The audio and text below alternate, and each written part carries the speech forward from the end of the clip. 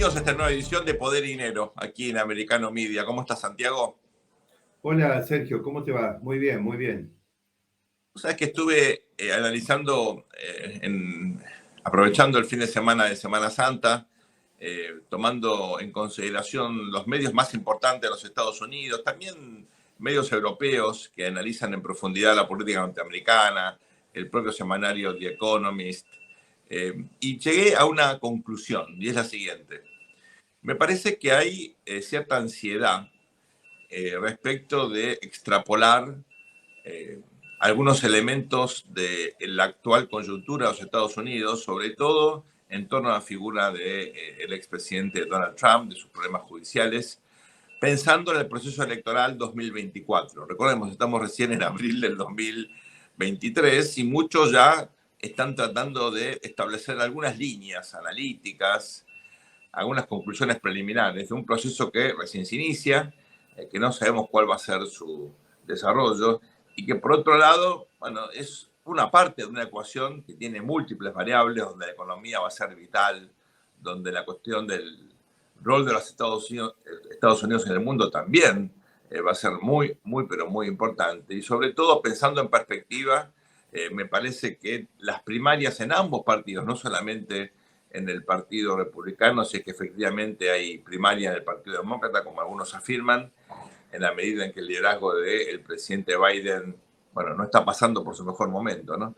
Todo esto nos presenta un escenario muy complejo, muy dinámico, yo diría con enorme incertidumbre, y donde realmente falta tanto que especular sobre la elección del año próximo. Me parece que a esta altura realmente, no digo que es un error, tal vez es necesario, pero es un ejercicio muy riesgoso, ¿verdad?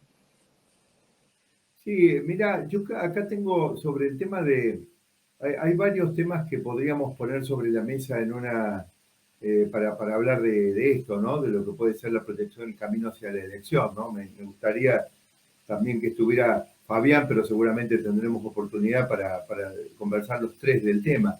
Uh -huh. Lo primero que tengo para plantearte a vos, que sos el político digamos, de este binomio que estamos hoy acá, es aquellos que hemos inventado de la latinoamericanización de la política americana.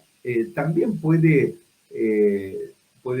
ser en el tema de la elección, puede haberse latinoamericanizado tanto Estados Unidos, Sergio, es decir, el electorado en Estados Unidos reacciona de la misma manera que un electorado latinoamericano. Yo recuerdo alguna elección, por ejemplo, en Argentina, donde hubo un vivo que le inventó una cuenta secreta en el exterior que no tenía un candidato en ese caso creo que era jefe de gobierno de la ciudad de Buenos Aires, le hicieron perder la elección por poco y después, al poco tiempo, 2 o 3 semanas después, se supo que era absolutamente falso, que ni siquiera había tenido una cuenta y después la había cerrado. O sea, era un invento, 100% invento era, ¿no? Ahora, le hicieron perder la elección. La pregunta es, ¿en los Estados Unidos esto también funciona? Porque el tema de utilizar, de que llamativamente instituciones como el FBI, el Departamento de Justicia, estén dedicándose a una persecución sobre Donald Trump, que 2 años y medio después de haber dejado, no, sí, 2 años y medio después de haber dejado el gobierno, todavía no logran encontrar nada que sea contundente. Ahora andan buscando nada más y nada menos que más de 3 docenas de acusaciones sobre un tema, digamos, vinculado a su pasado privado. Digamos, toda la cantidad de cosas que uno dice, si fuera Latinoamérica quizá con eso lo dañan, pero también si fuera Latinoamérica lo hacen presidente. ¿Cómo funciona esto en Estados Unidos, Sergio? Primero aclaremos a la audiencia, el caso que te estás refiriendo, se trata de una elección del año 2005, era una elección de mitad de mandato, y en la ciudad de Buenos Aires había una puja por el liderazgo. Un ex jefe de gobierno, Enrique Olivera, ya fallecido, una persona honorable, un encanto, un caballero, lo conocí muy bien, fui amigo suyo, de su familia, y realmente fue víctima de una operación de prensa, ideada entre otros por el actual presidente Alberto Fernández, hay que decirlo, que por supuesto fue una absoluta mentira. Y eso afectó por lo menos un segmento del electorado, en una elección muy pareja, muchos creen que puede haber determinado el resultado. Y tu pregunta es muy importante, ¿hasta qué punto fake news o operaciones, digamos, que afectan la reputación de los contendientes, de los candidatos, pueden ser determinantes para entender el resultado de una elección? Mira, Santiago, te voy a ser muy sincero. Yo creo que en elecciones nacionales, eh, los factores que terminan explicando el comportamiento de los electores en Estados Unidos y en la mayoría de los países, excepto alguna coyuntura, lo que llamamos cisnes negros, ¿no? Los factores estructurales son determinantes. Es la economía, es el salario, el ingreso, la inflación, el desempleo. Por el lado político, tiene que ver en todo caso con evaluación de la gestión, si se trata del incumbente o propuestas eh, bien determinadas, claras, si es la oposición. Son aquellos elementos vitales que hacen a la vida material lo que termina explicando el voto. También es cierto que hay un componente emocional, y eso hay muchos estudios que lo están hoy, que nos ayudan a entender la importancia que tiene. Ese componente emocional a veces pasa por las características de los líderes, a veces pasa por tensiones que pueden caracterizar a una sociedad, a veces es miedo. Por ejemplo, una elección que fue importante en su momento para entender un comportamiento electoral no previsto, fue la elección de España a comienzos de este siglo, año 2002, cuando ocurrió un atentado ahí en Atocha, ¿te acordás? En la estación de tren de Madrid. Totalmente. Bueno, iba a ganar el Partido Popular, el partido de gobierno, venía haciendo una gestión muy bien considerada por la sociedad española. Hubo un atentado de forma improvisada, sin tener inteligencia. El gobierno asignó ese atentado a un responsable que efectivamente no era, y finalmente eso determinó, por la mentira, por la manipulación de la información, eh, un vuelco en la opinión pública, el triunfo de un candidato socialista que nadie tenía en el radar, José Luis Rodríguez Zapatero, que fue el primer ministro de España. Bueno, esa fue una elección de cisne negro, no esperada. En general no tenemos esos acontecimientos, en general son los factores estructurales lo que determina el voto, pero te tomo un punto allí, que me parece que es vital, ¿no? Y esto tiene que ver con la polémica que genera dentro y fuera del Partido Republicano el liderazgo de Donald Trump. ¿Por qué? Bueno, hay muchos que creen que en realidad el ataque que está sufriendo ahora el propio Trump tiene que ver con una estrategia de por lo menos un sector del Partido Demócrata que quiere ponerlo en el ring, darle mucha relevancia para evitar que haya una renovación en el liderazgo del Partido Republicano que eventualmente produzca un candidato más competitivo en las elecciones de noviembre de 2024. Vale decir, quieren que sea Trump el candidato republicano porque creen, por supuesto se pueden equivocar, ¿no?, que a Trump le pueden ganar.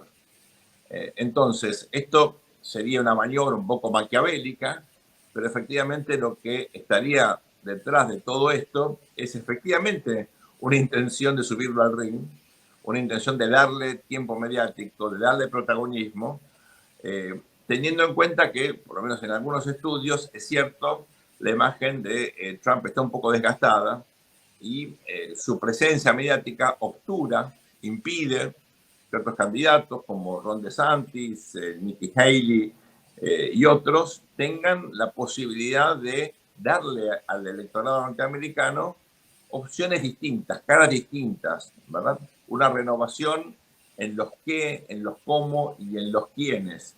En algunos casos con continuidad respecto a los valores que seguramente planteó en su presidencia Donald Trump, en otros casos con matices, pero siempre pensando en una competencia muy pareja. Mira, Santiago, no sabemos casi nada respecto de la elección del año próximo, excepto una sola cosa, y es que es muy poco probable que aparezcan candidatos por fuera de los dos partidos. A diferencia de lo que tuvimos en otras elecciones en los Estados Unidos, en este caso los dos partidos aparecen en el horizonte como protagonistas, yo te diría, casi monopólicos del proceso político electoral. Las cuestiones de la fragmentación política que vivieron países como Francia, Italia o España, o incluso desafíos de candidatos que por afuera del bipartidismo intentan de alguna manera romper esta característica histórica del sistema político norteamericano, hoy eso aparece como un escenario de probabilidad prácticamente nula. Bueno, es decir, eso complejiza el análisis, pero no es lo único que lo complejiza. Por ejemplo, yo me imagino en este momento al menos 2 elementos más para poner sobre la mesa. Capaz que cada uno de ellos nos obligaría, si nos metemos en ello, a dedicar por lo menos un bloque a cada uno. Uno sería, ¿cómo puede afectar la evolución del conflicto en Europa a la elección norteamericana? Porque ya te dije a vos y a Fabián, digamos que yo como soy un poco mal pensado en algunas cosas, no creo que haya tantos descarrilamientos de trenes justo con sustancias tóxicas.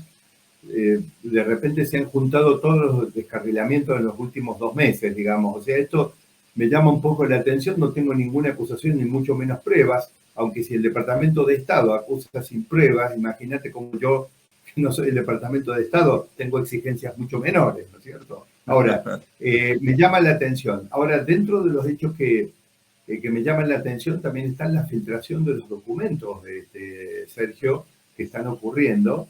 Recordemos que hay un gran porcentaje de los norteamericanos, e incluso no solamente de los norteamericanos ciudadanos, sino también de los dirigentes, que no están de acuerdo con esta guerra en Europa, no están de acuerdo con que se haya producido y no están de acuerdo con el papel que está jugando Estados Unidos en eso.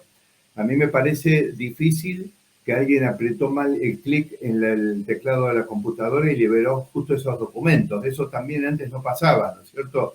Y la verdad que son documentos sensibles. Esto es mucho más grave que Wikileaks, porque los de Wikileaks eran documentos viejos, en todo caso se podría, pero estos son documentos de planes actuales, digamos, es decir, la realidad es que los cocinan los ucranianos esa liberación de documentos, ¿no? Entonces, bueno, nosotros ahí tenemos también un tema. Es evidente que la administración Biden está comprometida a poner todo lo que se le ocurre que hay que poner para mantener el conflicto digamos, vigente. Ayer circulaba una versión que lo analizamos con la producción y pensamos que podía ser fake, de un durísimo discurso atribuido a Zelensky anteayer mismo, donde se planteaba que Zelensky estaba avisorando una derrota en Bakhmut, porque hay otros documentos que yo también he accedido, que muestran que en realidad, digamos, Ucrania y Rusia se estaban preparando para esa guerra desde hace por lo menos 8 años. No es verdad que... ¿Te parece que hagamos una breve pausa ahora y seguimos con este tema que es muy, muy importante? Y nos falta también la economía, que es el otro tema. No se vayan, ya volvemos con más poder y dinero luego de esta muy breve pausa.